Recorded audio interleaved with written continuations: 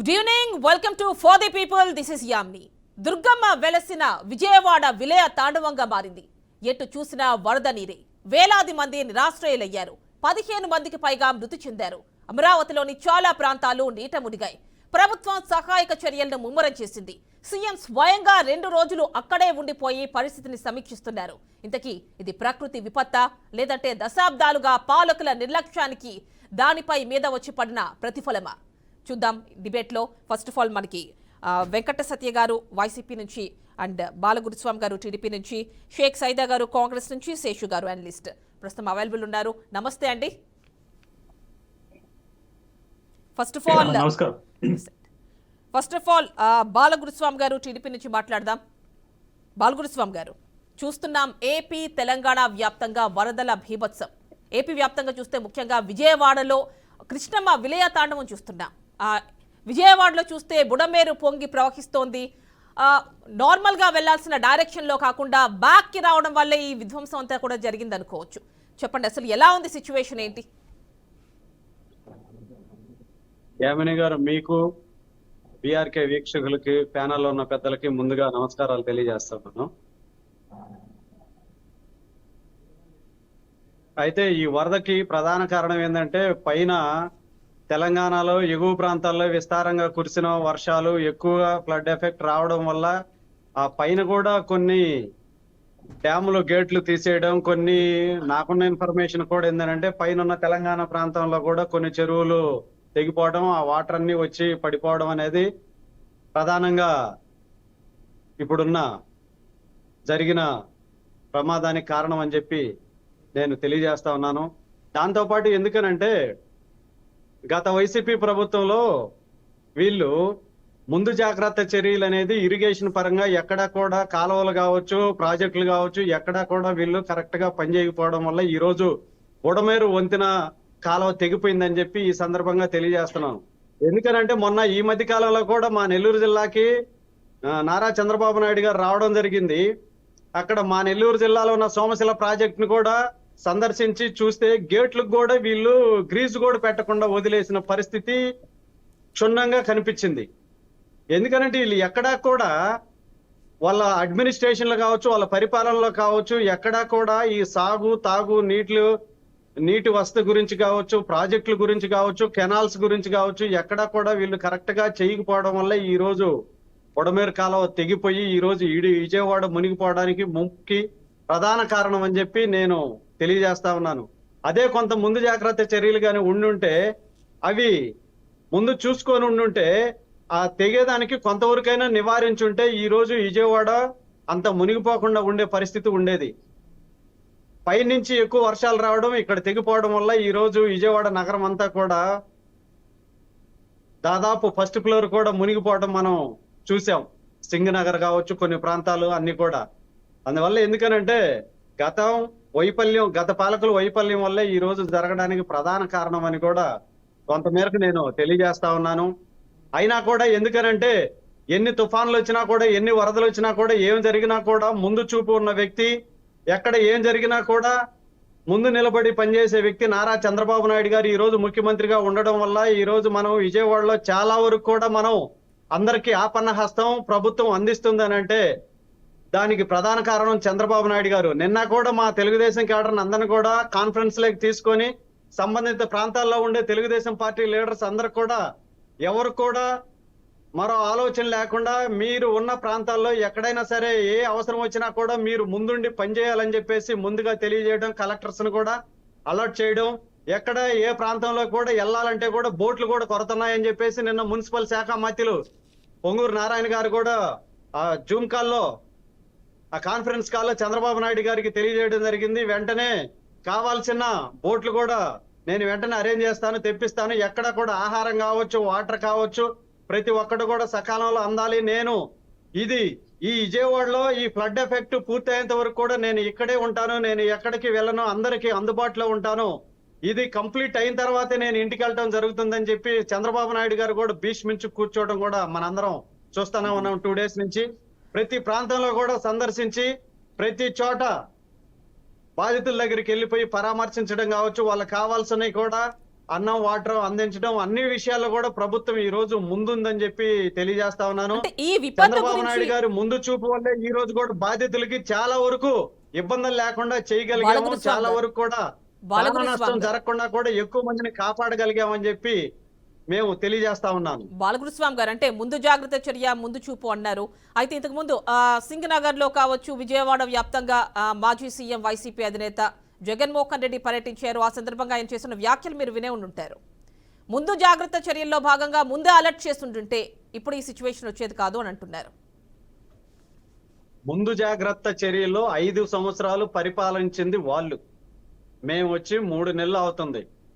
ఈ 3 నెలల్లో ఎన్ని చేయాలని చంద్రబాబు నాయుడు గారు చేస్తున్నారు. ఎందుకనంటే మీకు చెప్పాను కదా, మా సోమశిల ప్రాజెక్టుకి గ్రీజు కూడా పెట్టలేదు. ఎందుకంటే అన్నమయ్య డ్యామ్ అసలు ఎగిరిపోయింది, అసలు గేట్లు కూడా కొట్టుకుపోవడానికి కారణం ఎవరు? వాళ్ళు మినిమం పరిజ్ఞానం లేకుండా ఎవరి పాటికి వాళ్ళు ఉండడం వల్ల పైనుంచి ఎక్కువ వాటర్ వచ్చినప్పుడు ఇక్కడ గేట్లు ఎత్తాల్సిన అవసరం ఉంది. ఆ గేట్లు కూడా ఎత్తకుండా అన్నమయ్య డ్యామ్ ను కూడా కొట్టుకుపోయేటట్టు చేస్తున్నారు.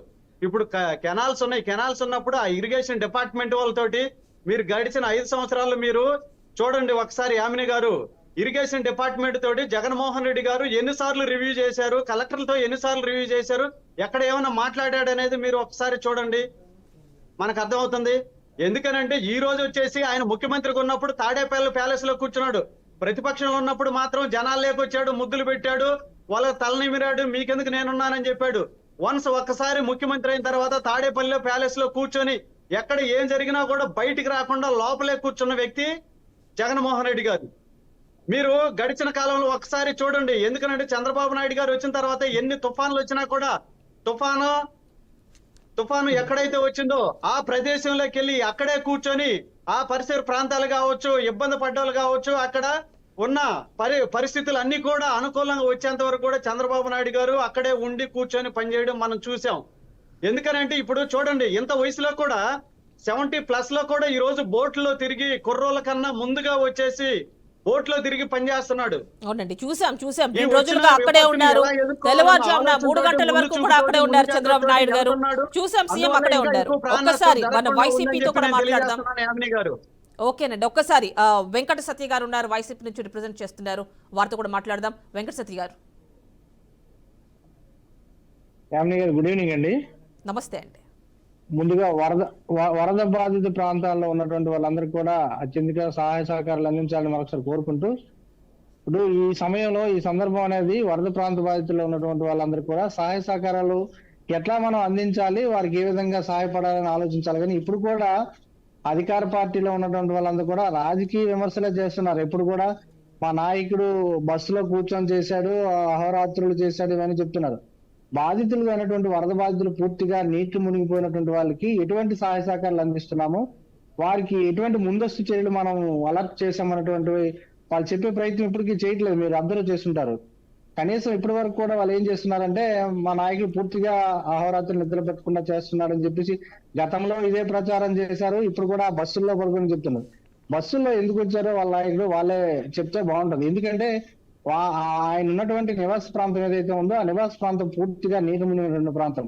గతంలో కూడా ఇటువంటి వరదల పరిస్థితులు అదే పరిస్థితుంది. ఇప్పుడు వాళ్ళు చెప్తున్నారండి, టీడీపీ వాళ్ళు, జగన్మోహన్ రెడ్డి గారు పూర్తిగా ఏం చేయలేదు, ఇప్పుడు వచ్చి ముద్దులు పెడుతున్నారు ఏమని చెప్పేసి కామెంట్ చేస్తున్నారు. అటువంటి మాటలు కరెక్ట్ కాదు. ఆయన చేశారు కాబట్టి ఈ రోజు కృష్ణలంక వంటి ప్రాంతాలన్నీ కూడా వాళ్ళు ఎంత ఆనందాన్ని వ్యక్తం చేస్తున్న పరిస్థితి ఉందో వాళ్ళు ఒకసారి చూసి వాళ్ళే చెప్తున్నారు. జగన్మోహన్ రెడ్డి గారు వస్తే, అయ్యా మీరు ఉన్నటువంటి దీంట్లోనే మాకు ఇటువంటి పరిస్థితులు మంచిగా జరిగింది, మీరు ఆ రోజు చేసినటువంటి కరకట్ట ఏదైతే నిర్మాణం చేపట్టారో కరకట్ట నిర్మాణం చేపట్టడం కారణంగానే మేమంతా ఈ రోజు క్షేమంగా ఉన్నామని చెప్పేసి వాళ్ళంతా కూడా సంతోషాన్ని వ్యక్తం చేస్తూ జగన్మోహన్ రెడ్డి గారు చెప్తున్న పరిస్థితి ఉంది. మీరు ఉదయం నుండి కూడా చూస్తే ఒకసారి అన్ని మీడియా ఛానల్లో కూడా చూస్తుంటారు. గతంలో అక్కడ ఉన్నటువంటి స్థానికులంతా కూడా పూర్తిగా ఎవరు కూడా సహాయ సహకారాలు అన్నారు. కనీసం వస్తున్నటువంటి అధికారులంతా కూడా, అధికారులు ఎవరైతే పై స్థాయి అధికారులు వస్తున్నారో వాళ్ళు వస్తున్న సందర్భంలో శానిటేషన్ ఇవన్నీ చేస్తున్నారు తప్ప కనీసం ఇక్కడ ఉన్నటువంటి బాధితులకి మినిమం ఫెసిలిటీస్ కల్పించట్లేదు అని చెప్పి చెప్తున్నారు. మీరు ఒకసారి గుర్తు చేస్తే గతంలో పోలవరంలో బహుశా గుర్తుండి ఉంటది, పోలవరంలో వరదలు ఫ్లడ్స్ చాలా ఎక్కువగా వచ్చేవారు.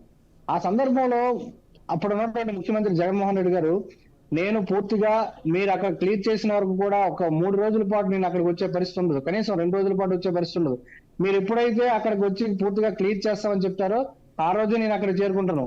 ఇంతకు ముందు ఇప్పుడు ఏవైతే ఉన్నాయో ఆ సందర్భంలో మీరు అన్ని కూడా అక్కడ అధికారులు కానీ స్థానికులంతా కూడా పూర్తిగా కింది స్థాయి వాలంటీర్ కానీ ఏఎన్ఎం ఆశా వర్కర్ అట్లాగే ఎవరైతే సచివాలయ సిబ్బంది ప్రతి ఒక్క అధికారి కూడా అందరూ కూడా స్థానికంగా ఉన్నటువంటి వాళ్ళందరికీ కూడా అన్ని సహాయ సహకారాలు అందించు, ఆహారం కానీ ఎటువంటి లోటుపాట్లు రాకుండా వాళ్ళందరూ కూడా ఆర్థిక సహాయాన్ని కూడా అందించండి. అవన్నీ పూర్తయిన తర్వాతే ముఖ్యమంత్రిగా నేను అక్కడ చేరుకుంటానని చెప్పారు. అది ముఖ్యమంత్రి గారి పరిపాలన అంటే తప్పు. కానీ నేను బస్సులో కూర్చున్నాను, పైన కూర్చున్నాను, కింద కూర్చున్నాను అంటే కాదు కదా. ఎవరైతే బాధితులు ఉన్నారో వాళ్ళకి ఎటువంటి సహాయ సహకారాలు అందించాం. ముందస్తుగా ఏదైతే ముప్పు వాతావరణ శాఖ మనం చెప్తున్న హెచ్చరికల నేపథ్యంలో స్థానికంగా ఉన్నటువంటి వారికి అధికారుల ద్వారా ఎటువంటి అలర్ట్ చేశాం. వరద వచ్చే సమయంలో వారిని ఎంతవరకు సురక్షిత ప్రాంతాలకు తరలించాం. ఇటువంటివి చెప్పాలి. కానీ ఇప్పుడు కూడా మా నాయకుడు బస్సులో కూర్చున్నాడు, జగన్మోహన్ రెడ్డి ముద్దులు పెడుతున్నాడు, జగన్మోహన్ రెడ్డి గారు చేయలేదు గత 5 సంవత్సరాలు చెప్తుంటే ఎట్లా? అక్కడ స్థానికులే చెప్తున్నారు కదా. ఇప్పుడు రాజకీయ విమర్శలు అనేది సరికాదు. అంటే దయచేసి గత గవర్నమెంట్ లో రిటైనింగ్ వాల్స్ కావచ్చు, కరకట్టలు కావచ్చు సరిగ్గా వేయడం, మెయింటెనెన్స్ చేస్తుంటే ఈ సిచ్యువేషన్ వచ్చేది కాదని వారు అంటున్నారు. యామిని గారు, ఇప్పుడు గత కొన్నేళ్లుగా దశాబ్ద కాలాలుగా ఎంతో మంది ముఖ్యమంత్రులు వచ్చినప్పుడు కూడా మీకు చూస్తుంటే కృష్ణలంక ప్రాంతం అంతా కూడా కంప్లీట్ గా డౌన్ లో ఉంటుంది. వరదలు ఏమాత్రం కూడా వచ్చినా సరే మొదటగా మునిగిపోయేది ఏదంటే కృష్ణలంక ప్రాంతం, ఆ వాటర్ ఫీల్డ్ ఏరియా ఉన్నంత అంత మొత్తం కూడా ఫ్లడ్స్ లో కంప్లీట్ గా ఉంటున్నటువంటి పరిస్థితి ఉంటుంది. అటువంటి పరిస్థితుల్లో కనీసము ఎప్పుడైనా అటువంటి ప్రయత్నం కనీసం చేసే ప్రయత్నం ఈ రోజు మీరు అంటే వాళ్ళు ఎవరైనా చూసిండి మీడియాలో చూసినా పేపర్లో చూసినా కనిపిస్తుంది. అక్కడ స్థానికంగా ఉన్నటువంటి వాళ్ళు కనీసం చెప్తారు నీట్ గా వాళ్ళనేది రిటర్నింగ్ వాళ్ళనేది పూర్తిగా కనిపిస్తున్నట్టు పరిస్థితుంది. ఆ పక్కన ఉన్నటువంటి వాళ్ళకి ఎవరికి కూడా వాటర్ రాకుండా ఇంకా ఎక్కువగా వచ్చినప్పుడు కూడా వాటర్ వచ్చినా సరే కనీసం వెళ్ళినటువంటి పరిస్థితిలో వాళ్ళంతా సురక్షితంగానో వాళ్ళు చెప్తున్నారు. ఇన్నేళ్లుగా ఏ రోజున అటువంటి ప్రయత్నం చేశారా యామిని గారు? కనీసం అటువంటి ప్రయత్నం లేకుండా 5 ఏళ్లుగా చేయలేదని చెప్పడానికి ఎక్కడ ఏముందండి? ఎక్కడ కడతారు? అక్కడ కరకట్టలకు సంబంధించి కానీ ఇటు వాళ్ళ నదిలో ఉన్నటువంటి వీటికి సంబంధించి కానీ పూర్తి స్థాయిలో గత ప్రభుత్వం చేసింది కాబట్టి చేశారు. ఇప్పుడు ఉన్నటువంటి రాజధాని ప్రాంతం మీరు ఒకసారి చూసుకుంటే మొత్తం నీటిమయంలో ఉంది. గతంలో ఎన్నోసార్లు చెప్తున్న పరిస్థితి అయితే ఉంది. రాజధాని ప్రాంతం అంతా కూడా లోతట్టు ప్రాంతంలో ఉంది. అది అంతా కూడా మట్టి చాలా సారవంతమైనటువంటి మట్టి. అవి పంట పొలాలు ఉన్నటువంటి దీంట్లో కడుతున్నారని చెప్పారు. ఈ రోజు అందరూ చూసినటువంటి విజువల్స్ డ్రోన్ షాట్స్ లో మనకు అందరికి కూడా నీట్ గా కనిపిస్తున్నది. స్థానికుల ఆర్తనాదాలు, కనీసం మాకు ఆహారం అందలేదు, కనీసం తరలించడానికి. ఇంకొక విశేషం ఏంటంటే అక్కడ ఉన్నటువంటి వాళ్ళు తరలించడానికి ఒక్కొక్కరికి 1000 రూపాయలు, 1000 నుండి 2000 రూపాయల వరకు ఛార్జ్ చేస్తున్నారంట. అంటే ఒకళ్ళు ఎవరైతే ముసలి వాళ్ళు కానీ పేషెంట్లు కానీ ఉన్నటువంటి వాళ్ళకి అక్కడ ఒక చోట నుండి ఇంకో చోట తరలించడానికి 1000 నుండి 2000 రూపాయలు ఛార్జ్ చేస్తూ దోచుకుంటున్నారని చెప్పేసి అక్కడ ఉన్నటువంటి స్థానికులు ఉదయం నుండి దగ్గులు పెడుతున్న పరిస్థితిని వదిలేసి ఇప్పుడు మా నాయకుడు బస్సులో ఉన్నాడో లేదంటే ఇంకో దగ్గర ఉన్నాడో అని చెప్పడం అనేది అది వాళ్ళు ఒకసారి తెలుసుకొని ఈ సందర్భంలో మంచి చేయాలన్న ఆలోచన చేస్తే ఇంకా చేస్తుంటే బాగుండేది అని చెప్పేసి, ఇంకా ఎవరైనా సహాయం కోరితే అది మంచిదని చెప్పేసి నేను అధికార పార్టీ వాళ్ళకి నేనైతే కోరుతున్నా, విజ్ఞప్తి చేస్తున్నాను. ఓకేనండి, షేక్ సైదా గారితో మాట్లాడదాం. సైదా గారు వింటున్నారు, చూస్తున్నారు. అమ్మా యామిని గారు, మీకు ప్యానల్ ఉన్నటువంటి పెద్దలు పొలిటికల్ అనలిస్ట్ కేసు గారు, అలాగే టీడీపీ నాయకులు సోదరుడు బాలభూషణ్ గారు, అలాగే వైసీపీ నాయకులు వెంకట సత్య గారు, అలాగే బీఆర్కే న్యూస్ వీక్షకులందరికీ కూడా నమస్కారం. అలాగే ఇదే రోజు ఈ యొక్క ప్రకృతి ప్రళయంలో అసూలు బాసినటువంటి స్వర్గీయ రాజశేఖర రెడ్డి గారి వర్ధంతి సందర్భంగా ఆయనకి ఘనంగా నివాళులర్పిస్తూ, అలాగే ఈరోజు ఈ వరదల్లో అలాగే గుంటూరు, విజయవాడ ప్రాంతంలో 15 మంది మృతి చెందడం బాధాకరం. ఆ మృతులకు కూడా కాంగ్రెస్ పార్టీ తరఫున ఘనంగా నివాళులర్పిస్తా ఉన్నాం మన ఛానల్ ద్వారా. ఈరోజు నిజంగా ఇది దురదృష్టకరమైనటువంటి ఘటనమ్మా ఇది యామిని గారు. మనం గతంలో చూసాం 2009, 2010 రోసయ్య గారు ముఖ్యమంత్రి ఉన్నటువంటి ప్రాంతంలో అప్పుడు బుడమేరు ఏ విధంగా అయితే ఫ్లడ్ వచ్చిందో అప్పుడు కూడా కొంత నష్టం సంబంధించిన పరిస్థితి. ఈ రోజు కూడా మనం చూసినట్లయితే ఈ యొక్క ప్రకృతి ప్రకోపంతో పాటు మానవ తప్పిదము కూడా చాలా స్పష్టంగా ఉందనేది మనకు అర్థమవుతుంది. ఎందుకంటే బుడమేరు కెనాల్కు సంబంధించి అది విజయవాడ సింగు నగర్ ఆ ప్రాంతం నుంచి ప్రవహించి అది కొల్లేరు సరస్సులో కలుస్తాం. అయితే అలాంటి ఆ ప్రాంతాన్ని పూర్తిగా ఈరోజు కబ్జా గురైనటువంటి పరిస్థితి. పెద్ద పెద్ద మేడలు మిద్దెలు కట్టినటువంటి పరిస్థితి, అపార్ట్మెంట్ వేసినటువంటి పరిస్థితి. ఈ 10 సంవత్సరాల కాలంలో జరిగినటువంటి రియల్ ఎస్టేట్ భూమాయ వల్ల కొంత ఈ యొక్క నష్టం సంభవించినటువంటి భావన నేను అభిప్రాయపడతాను ఉన్నానమ్మా. అలాగే మనం చూసినట్లయితే అంటే ఎలాంటివి రావాలి అంటారు? తెలంగాణ తరహాలో హైడ్రా రావాలంటారా? అవునమ్మా, నేను చెప్తున్నాను. ఎందుకంటే విజయవాడ నగరం 1888లో ఏర్పడినటువంటి పరిస్థితి మనం చూసాం. ఇప్పుడు జనాభా చూసినట్లయితే దాదాపు 23 లక్షలు, 22,90,000 పైచులకు జనాభా ఉన్నటువంటి ప్రాంతం, 64 డివిజన్లు ఉన్నటువంటి ప్రాంతం. ఇది గ్రేటర్ విజయవాడగా ఉన్నటువంటి పరిస్థితి. అయితే అనేకమైనటువంటి చెరువులు, కాలువలు ఇవన్నీ కూడా మరి ఆక్రమణకు గురైనటువంటి పరిస్థితుల వల్లే ఇలాంటి సంభవిస్తాయి. ఈ రోజు మనం హైదరాబాద్ నగరం చూసుకున్నట్లయితే గతంలో 6,000 చెరువులు ఉన్నటువంటి పరిస్థితి, ఇప్పుడు 60 చెరువులకు వచ్చాయి. ఈ 60 చెరువుల్లో కూడా 50% నుంచి 70% వరకు ఆక్రమణ జరిగినటువంటి పరిస్థితి మనం చూస్తా ఉన్నాం. ఎందుకంటే వర్షాల పడంలోనే మరి ముంపుకు గురి అవుతా ఉంది. పేద ప్రజలు ఇబ్బంది పడేటువంటి పరిస్థితి మనం చూస్తా ఉన్నాం.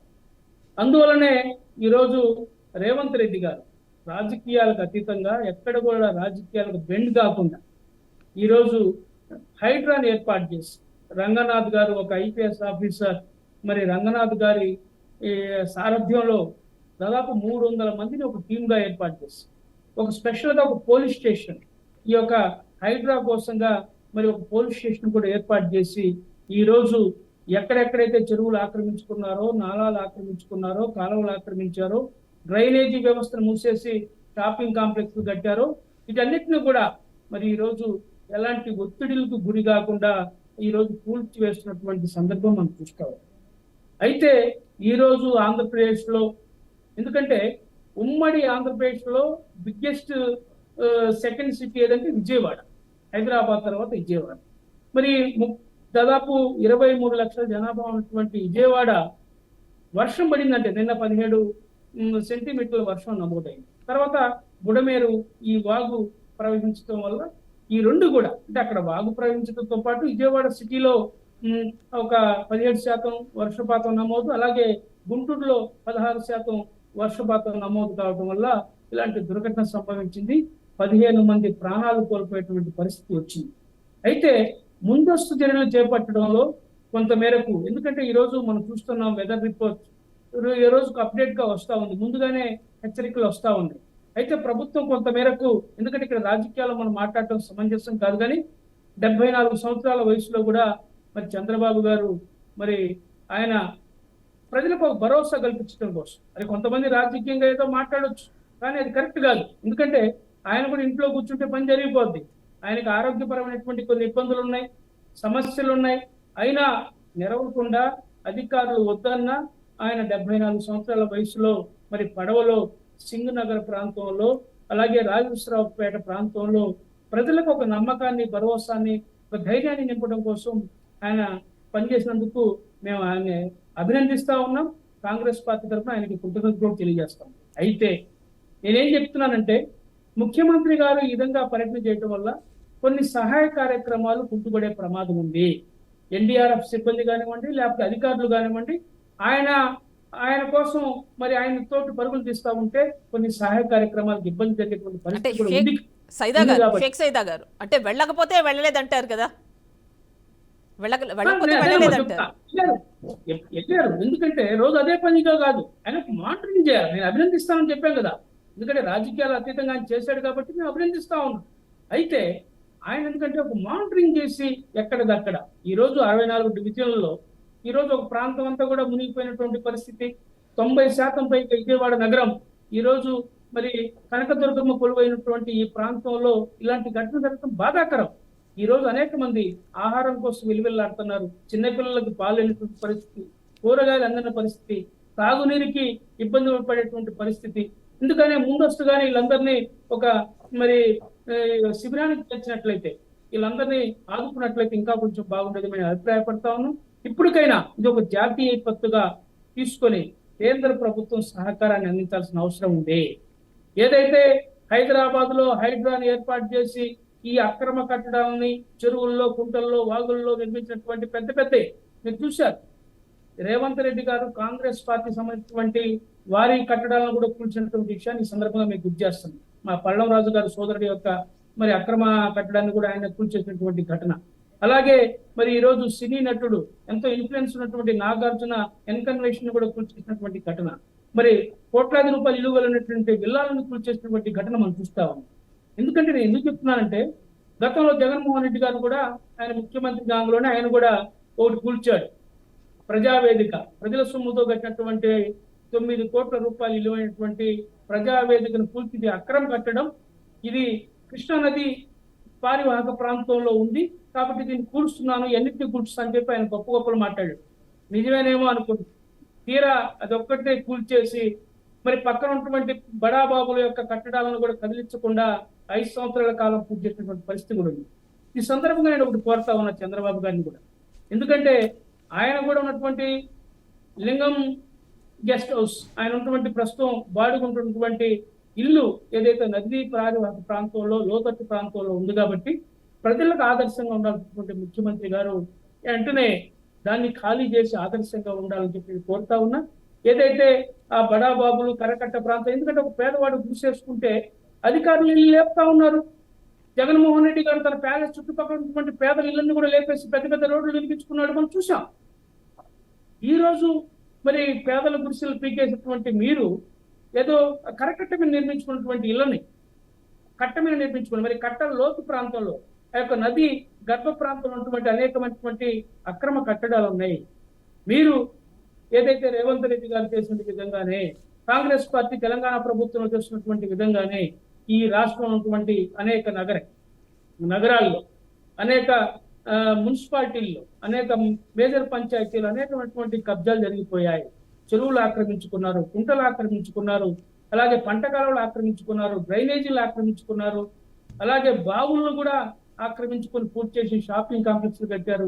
ఇలాంటి వాటి మీద అన్నిటి మీద కూడా మీరు ఒక సర్వే నిర్వహించి ఎక్కడైతే అక్రమాలు జరిగాయో వీటన్నిటి మీద చర్యలు తీసుకోవాల్సిన అవసరం ఉంది. ఎందుకంటే ఈ 10 సంవత్సరాలు చేసినటువంటి పాలకుల పాపాల వల్లే ఇలాంటి దుర్ఘటన జరుగుతున్నటువంటి విషయాన్ని ప్రజలందరూ చూస్తూ ఉన్నారు.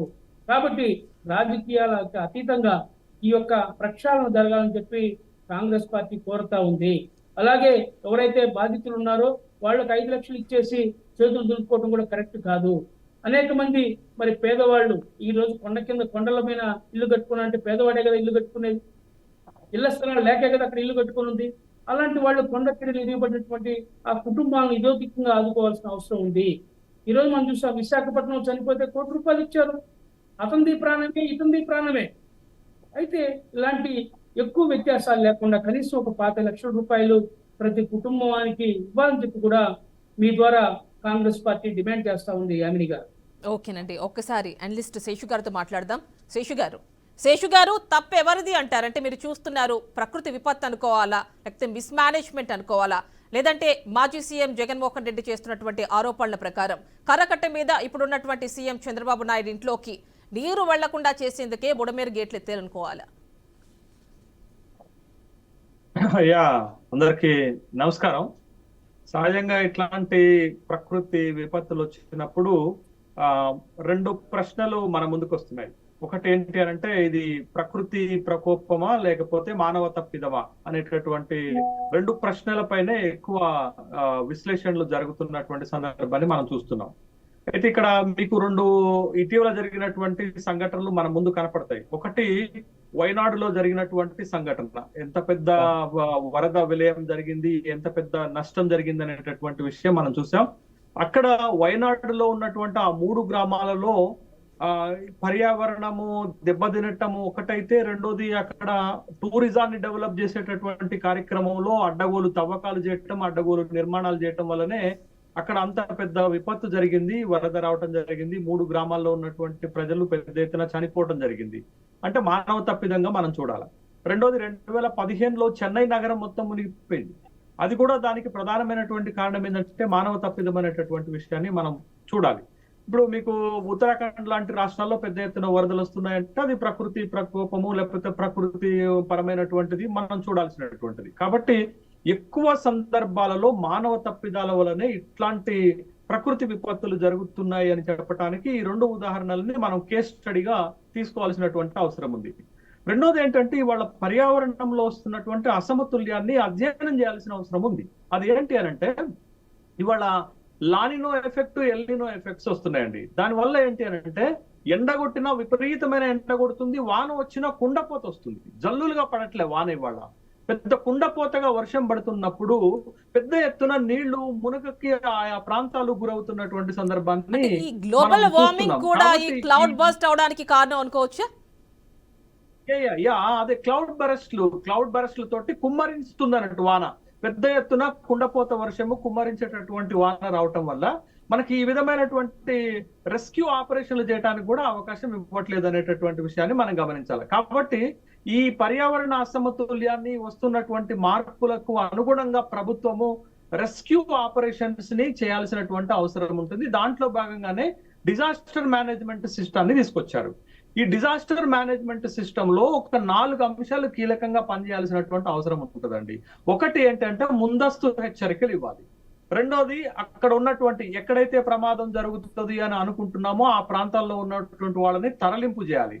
మూడోది వాళ్ళకి పునరావాస కేంద్రాలను ఏర్పాటు చేయాలి. నాలుగోది పదే ఆ ఏరియాలు ఆ ప్రాంతాలు నీట మునుకు గురవుతున్నాయి కాబట్టి శాశ్వత పరిష్కారాన్ని చూపెట్టాల్సినటువంటి బాధ్యత ఉంటుంది. ఈ 4 అంచెలలో గనక మనం చెయ్యకపోతే పెద్ద ఎత్తున ప్రాణ నష్టం జరుగుతుంది, ఆస్తి నష్టం జరుగుతుంది. ఇవాళ గ్రామీణ ప్రాంతాల్లోనైతే పంట నష్టం జరుగుతుంది, పట్టణ ప్రాంతాల్లోనైతే ఆస్తి నష్టం జరుగుతుంది, దానితో పాటు ప్రాణ నష్టం కూడా జరుగుతుంది అనేటటువంటి విషయాలకి మనకి విజయవాడలో జరిగిన సంఘటనలు కానీ ఖమ్మంలో జరిగినటువంటి సంఘటనలు కానీ మన కళ్ళకు కనపడుతున్నాయి. గత 2 రోజులుగా కురుస్తున్నటువంటి వర్షాలతోటి మీకు కృష్ణానది ఒడ్డున్నటువంటి విజయవాడ తర్వాత మున్నేరు వాగు పక్కన ఉన్నటువంటి ఖమ్మము ఎంత తీవ్ర స్థాయిలో ఇబ్బందులకు గురవుతుంది అనేటటువంటి విషయాన్ని ఇప్పుడు మనకి కనపడుతుంది. మనకి చాలా సందర్భాల్లో ఒక సామెత చెప్తారు కదండి విజయవాడ గురించి, కృష్ణమ్మ కనకదుర్గమ్మ ముక్కు పుడకను అందుకుంటే పెద్ద జల ప్రళయం వస్తుంది అని చెప్తుంది. కాబట్టి విజయవాడ అనేటటువంటి ఒక పెద్ద నగరము ఇవాళ కృష్ణానది ఒడ్డున ఉండటము, దాంతో ఇవాళ వస్తున్నటువంటి ఒక సమస్య. ఖమ్మం లాంటి ఒక నగరము మున్నేరు వాగు పక్కన ఉన్నటువంటి ఆ పొంగి పొరలటం వల్ల ఇవాళ వరద ముప్పుకు గురైనాయి అనేటటువంటి విషయాన్ని గమనించాలి. ఇది అయితే అంటే దీంట్లో ప్రభుత్వాల బాధ్యత ఎంత ఉంది, ప్రభుత్వాల తప్పిదం ఎంత ఉంది, రాజకీయం ఎట్లా ఉంటుంది అని అంటే ఇవాళ రాజకీయాలు అంతా వరదని బురద రాజకీయం చేసుకునేటటువంటి సందర్భాలే మనం చూస్తున్నాం కదా. అంటే రాజకీయాలకు కాదేది అర్హం, ప్రజలు కష్టాల్లో ఉన్నప్పుడు రాజకీయాలే మాట్లాడతారు, ఎన్నికలు ఉన్నప్పుడు రాజకీయాలే మాట్లాడతారు. అంటే మొత్తం రాజకీయమయం చేసేసి అసలు సంగతులు మర్చిపోతున్నటువంటి ప్రభుత్వాలనే మనం చూస్తున్నాం. ఇది ఏ ఒక్కళ్ళ తప్పు లేకపోతే ఏ ఒక్క పార్టీ తప్పు మీద నెట్టేసి మనం విమర్శలు చేసుకోవాల్సినటువంటి సమయం కాదు, సందర్భం కాదు. అయితే విజయవాడలో జరిగిన సంఘటన ఏంటి అంటే మీకు విజయవాడ మొత్తం మునిగిపోలేదండి. ఇవాళ విజయవాడలో కృష్ణలంక ప్రాంతము ఇవాళ అక్కడ రీటైనింగ్ వాల్ కట్టడం వల్ల ఆ ప్రాంతం ఎప్పటికీ మునిగిపోయే ప్రాంతం ఇవాళ సేఫ్ గా ఉంది. అంటే ఆ కృష్ణలంకలో రిటైనింగ్ వాళ్ళు కట్టడం వల్ల ఆ ప్రాంతం సేఫ్ గా ఉంటే మీకు బుడమేరు వాగు ప్రాంతంలో ఉన్నటువంటి దగ్గరే ఇప్పుడు ఇవాళ ఒక 11-12 కాలనీలు పెద్ద ఎత్తున మునిగిపోయినటువంటి సందర్భాన్ని చూస్తున్నాం. ఇవాళ పెద్ద ఎత్తున వరద వచ్చి బుడమేరు వాగులో ఉన్నటువంటి కరకట్ట తెగిపోతుంది అనేటటువంటి ఆందోళనతో ఏం చేశారంటే అక్కడ ఇంకొక హెడ్ రెగ్యులేటరీ ఉంటుందండి. దాని పేరు ఏంటి అంటే వెలగలేరు హెడ్ రెగ్యులేటరీ ఉంటుంది. దానికి సంబంధించినటువంటి ఒక 12 లాకులను ఎత్తేసారు. రాత్రికి రాత్రి లాకులు ఎత్తేసేసరికి నీళ్లన్నీ విజయవాడ నగరం మీద పడిపోయినాయి. నగరం మీద పడిపోవటం వల్ల సింగ్ నగర్ గాని, రాజీవ్ నగర్ గాని, ఇందిరా నాయక్ నగర్ గాని, కండ్రిక గాని, పాయకాపురం గాని ఇట్లాంటి ఒక 12-13 కాలనీలలో పెద్ద ఎత్తున వరద రావటం వల్ల రాత్రికి రాత్రి రావటం వల్ల ప్రజలు ఎట్టుపోవాలను అర్థం కానటువంటి పరిస్థితి. దరిదాపు 4 లక్షల మంది ప్రజలు, ఇందాక బాబ్జీ గారు చెప్తున్నారు కదా, దరిదాపు 24 లక్షల జనాభా ఉన్నటువంటి విజయవాడ నగరంలో ఇవాళ 4 లక్షల ప్రజలు ఈ వరద ప్రాబ్లం తోటి ఇబ్బంది పడుతున్నారు అనేటటువంటి విషయాన్ని మనం గమనించాలి. ఇది బుడమేరు వాగుకు సంబంధించినటువంటి ప్రాంతాలన్నీ కూడా ఇవాళ పెద్ద ఎత్తున వరద రావటం, ఆ లాకులను తీసివేయటం వల్లనే ఈ ప్రమాదం, ఈ పరిస్థితి వచ్చింది అనేటటువంటి విషయాన్ని మనం గమనించాలి. కాబట్టి ఇక్కడ ప్రభుత్వాలు ముందస్తు చర్యలు చేపట్టి ఉంటే, కొంత మేరకు రెస్క్యూ ఆపరేషన్ చేయగలిగి ఉంటే కాపాడగలిగేటటువంటి వాళ్ళు అనేటటువంటి అభిప్రాయం వస్తుంది. సరే, ఏది ఏమైనప్పటికీ కూడా విజయవాడ లాంటి ఒక నగరంలో ఇలాంటి పరిస్థితి రావటము, చెన్నై నగరం ని తలపిస్తుంది వాళ్ళ విజయవాడ నగరం కూడా. పెద్ద ఎత్తున ఆస్తి నష్టం జరిగింది, ప్రాణ నష్టం జరుగుతున్నటువంటి నేపథ్యంలో ఇది ఒక విషయంగా చూడాలి. మీరు 2019లో జగన్మోహన్ రెడ్డి అధికారంలోకి రాగలోనే ఈ కృష్ణా నది కరకట్ట మీద ఉన్నటువంటి అన్ని ఆక్రమణలను తొలగించడానికి ప్రయత్నం చేశారు. కానీ ప్రయత్నం చేసినటువంటి సందర్భంలో ఎన్ని విమర్శలు వచ్చాయి, కోర్టులు ఇంటర్ఫేర్ అయినాయి, అది పడగొట్టకుండా చేయనటువంటి సందర్భం ఉన్నది. ఒక ప్రజావేదికని కూలగొట్టడం ద్వారా విమర్శలు వచ్చినటువంటి సందర్భంలో లింగంనేని గెస్ట్ హౌస్ ను కూడా పడగొట్టాలనేటటువంటి సందర్భంలో ఆ కరకట్ట మీద ఉన్నటువంటి అందరూ ఆక్రమణదారులు పెద్ద ఎత్తున నిరసన చేసేసరికి ప్రభుత్వము వాటిని తొలగించకుండా వెనక్కి వెళ్ళిపోవటం వల్ల ఇవాళ జరిగినటువంటి నష్టం ఏంటి, ఎవరికి నష్టం జరిగింది అనేటటువంటి విషయాన్ని కూడా చూడాలి. కాబట్టి ప్రభుత్వాలు ఇవాళ మా తెలంగాణలో ఏం జరుగుతుంది, ఇవాళ తెలంగాణలో కూడా మీకు మోకిలా అనేటటువంటి ఒక ప్రాంతం ఉంది హైదరాబాద్ లో.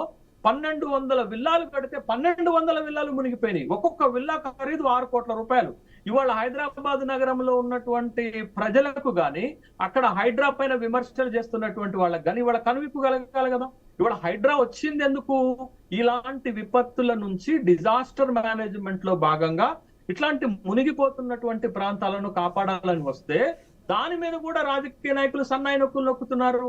హైడ్రా ఇది లీగల్ గా ఉందా, దీనికి లీగల్ అథారిటీ ఉందా, ఎట్లా కూలగొడతారు అనేటటువంటి ప్రశ్నలు వస్తున్నటువంటి నేపథ్యంలో అంటే చేతులు కాలిన తర్వాత ఆకులు పట్టుకునేటటువంటి వ్యవహారంగా రాజకీయ పార్టీలు వ్యవహరిస్తున్నాయి, ప్రభుత్వాలు వ్యవహరిస్తున్నాయి. అట్లా కాకుండా ఒక శాశ్వతమైనటువంటి పరిష్కారం చూపించాల్సినటువంటి బాధ్యత ఉంది. వరదల్లో పరిష్కారం దొరకదు, లేకపోతే రెస్క్యూ ప్రాంతాలకు తరలిస్తే పరిష్కారం దొరకదు, లేకపోతే ఆహార పొట్లాలు ఇస్తే పరిష్కారం దొరకదు. రాబోయే రోజుల్లో ఆ ప్రాంతాలను మళ్ళా ఈ సమస్యను ఎదుర్కోకుండా చూసేటటువంటి ఒక ప్రయత్నం చేయాలి. ఇవాళ కృష్ణలంకలో జరిగిన ప్రయత్నం అదే కదా, రీటైనింగ్ వాళ్ళు కట్టడం వల్ల ఇవాళ కృష్ణలంకలో ఉన్నటువంటి ప్రజలు ఎప్పుడు తరలిపోయే వాళ్ళు ఇప్పుడు సేఫ్ గా ఉన్నారు. అంటే అట్లాంటి ఒక మోడల్ సిస్టమ్ ని మనం డెవలప్ చేయాల్సినటువంటి అవసరం ఉంది. ఖచ్చితంగా శేషు గారు, రిటైనింగ్ వాల్స్ విషయంలో ఖచ్చితంగా చర్యలు తీసుకోవాలి, దానికి కేటాయింపులు జరగాలి. ప్రస్తుతం మనం చూసాం ఇటు రేవంత్ రెడ్డి కూడా 650 కోట్ల రూపాయలు రిటైనింగ్ వాల్ కోసం కేటాయింపు. ఒకసారి టీడీపీ నుంచి బాలగురుస్వామి గారితో మాట్లాడదాం. బాలగురుస్వామి గారు, అంటే 6 రిలీఫ్ క్యాంపులు సరిపోతాయా అని అడుగుతున్నారండి. సరిపోతాయంటే అవసరాన్ని బట్టి పెంచుకోవాల్సిన పరిస్థితి కూడా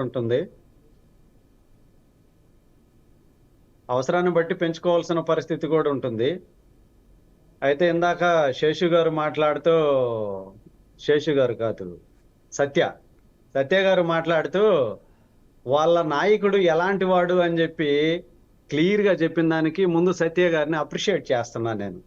ఎందుకనంటే మేము చెప్పిన వాదనకి, మేము చెప్పిన మాటకి తాడేపల్లి ప్యాలెస్ లో పడుకుంటాడని చెప్పిన దానికి మా నాయకుడు తాడేపల్లి ప్యాలెస్ లోనే పడుకొని అక్కడి నుంచి ఆర్డర్ చేశాడు. అక్కడ అన్ని పనులన్నీ పూర్తి అయిపోయి క్లియర్ అయిన తర్వాత మాత్రమే నేను వస్తానని చెప్పాడు అని చెప్పి తెలియజేశాడు. వాళ్ళ నాయకుడు ఎలాంటి నాయకుడు అని చెప్పిన దానికి ఒకసారి సత్య గారిని అప్రిషియేట్ చేస్తున్నాము. ప్లస్ పోతే వాళ్ళలాగా నీచ రాజకీయాలు మిమ్మల్ని కూడా అభినందిస్తున్నాను. మీరు మాట్లాడేటప్పుడు నేను మధ్యలో రాలేదు, నేను కామ్గానే కూర్చున్నాను. మీరు మళ్ళా మాట్లాడండి, కావాలంటే మళ్ళా నేను దానికి సమాధానం చెప్తాను. మీరు చెప్పిన దానికి నేను సమాధానం చెప్తున్నా. ప్లస్ పోతే వీళ్ళలాగా నీచ రాజకీయాలు చేసే పరిస్థితి ప్రభుత్వం మాది కాదు. ఎందుకనంటే అక్కడ లింగంనేని భవన్ నుంచి చంద్రబాబు నాయుడిని ఖాళీ చేయించాలి, వికెట్ చేయించాలనే ఉద్దేశంతో పై నుంచి వాటర్ ఎక్కువ ఎఫెక్ట్ వస్తున్నాయి, ఎక్కువ క్యూసెక్లు వస్తున్నాయి, ఎక్కువ టీఎంసీలు వస్తున్నాయని తెలిసి కూడా ఇక్కడ వీళ్ళు లాకులు తీయకుండా విజయవాడ మునిగిపోయేటట్టు చేసి నీచి రాజకీయాలు చేసింది వాళ్ళు. అలాంటి వాళ్ళకి అలవాటు.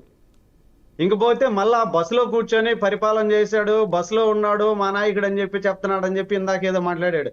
బస్సు అనే మాట అయితే నా నోట్లో నుంచి రాలేదు. ఎందుకనంటే 74 సంవత్సరాల వయసులో కూడా ఈ రోజు కుర్ర వాళ్ళకి ధీటుగా ఉదయం 6-7 గంటల నుంచి రాత్రి వరకు కూడా పడవలేసుకొని తిరిగి ప్రతి చోట కూడా అందరికి సహాయ కార్యక్రమాలు అందుతున్నాయా లేదా అని చెప్పి ప్రతి ఒక్కటి దగ్గరుండి చూస్తున్న నాయకుడు అని చెప్పి నేను ఇందాక మీకు తెలియజేశాను. అదే జరుగుతుంది కూడా. ఎందుకంటే మా నాయకుడు పరదాల మాట నుండేవాడో లేదనుకుంటే ఆ ప్యాలెస్ లో పడుకునే నాయకుడు కాదు. ఎక్కడైనా ఏదైనా జరిగిందంటే మా నాయకుడు సీఎం అయిన దగ్గర నుంచి రాజమండ్రి దగ్గర వచ్చిన 96 లో హరికేన్ తుఫాన్ దగ్గర నుంచి ప్రతిదీ చూడండి, ఎక్కడ ఏం జరిగినా కూడా అక్కడ వెంటనే వాలిపోయి సహాయ కార్యక్రమాల్లో ముందుండే వ్యక్తి చంద్రబాబు నాయుడు గారు.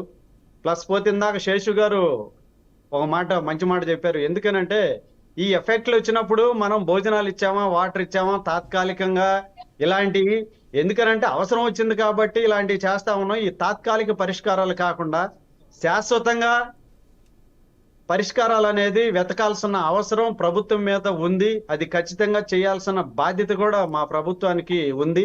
ఆ దిశగా కూడా మా ప్రభుత్వం ఆలోచన చేస్తుందని చెప్పి నేను తెలియజేస్తా ఉన్నాను. ఎందుకనంటే ఎక్కడైనా సరే ఇబ్బందులు వచ్చినప్పుడు మనం మాట్లాడుకోవడం కన్నా కూడా ఇబ్బందులు రాకుండానే ఎదుర్కోవాల్సిన అవసరం ఎంతైనా ఉందని చెప్పి నేను కూడా తెలియజేస్తా ఉన్నాను.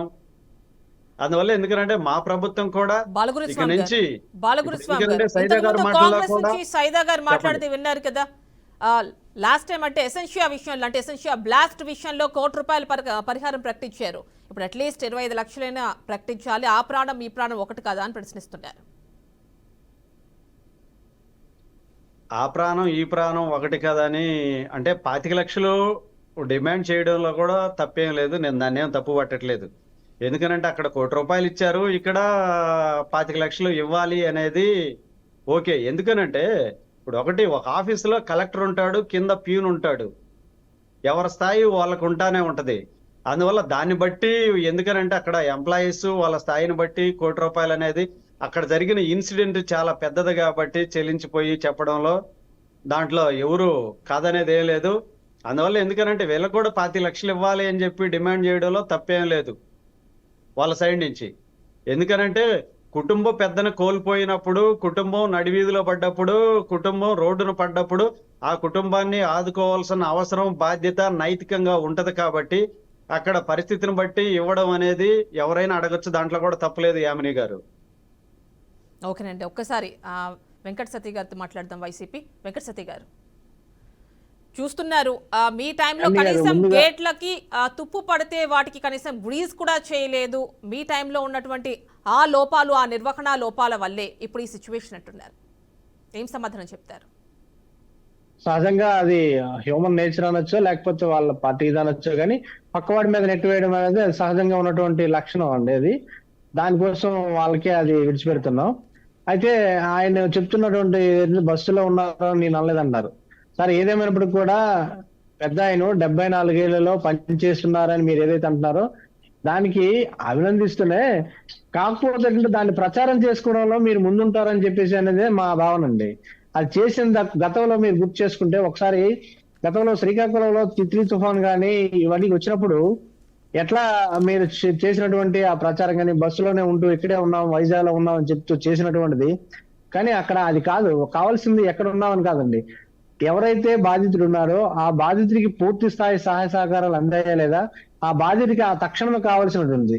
ఇందాక విశ్లేషకులు చాలా చక్కగా అనలైజ్ చేశారు, వారికి ముందుగా అభినందనలు తెలియజేస్తూ, ముందుగా మనం చేయాల్సింది ఏంటి, ఒక హెచ్చరిక. గతంలో ఉన్నటువంటి పరిస్థితికి ఇప్పటికి చాలా తేడా ఉంది సార్. ఇప్పుడు ఉన్నటువంటి టెక్నాలజీ ప్రకారం ఎప్పుడైతే మనకి ఈ తుఫాన్ హెచ్చరికలు వచ్చిన నేపథ్యంలోనే మనకు ఉన్నటువంటి ఏదైతే సిబ్బంది ఉంటుందో ఆ సిబ్బందిని అలర్ట్ చేసినటువంటి కోఆర్డినేషన్, నాయకత్వం అంటే ఏంటి సార్, ప్యాలెస్ లో కూర్చున్నారా అటువంటి విమర్శలు కాదండి. ప్యాలెస్ లో కూర్చున్నా, బస్సులో కూర్చోండి కాదు, కోఆర్డినేషన్ అనేది చాలా ఇంపార్టెంట్ సార్. ఇటువంటి విపత్కర పరిస్థితులు వచ్చినప్పుడు ఎవరైతే చక్కగా కింది స్థాయి ఉద్యోగులు కానీ, అక్కడ ఉన్నటువంటి నాయకులు కానీ ఎవరైతే కోఆర్డినేట్ చేసి స్థానికంగా ఎవరైతే చివరి స్థాయి లబ్ధిదారు ఉంటారో, ఎవరైతే బాధితులు ఉంటారో వాళ్ళకి పూర్తి స్థాయిగా వాళ్ళకి న్యాయం జరిగిందా లేదంటే చూడాలి తప్ప, కానీ ఎక్కడ కూర్చున్నామని చెప్పి ప్యాలెస్ లో కూర్చున్నారని విమర్శలు చేయడం కాదండి.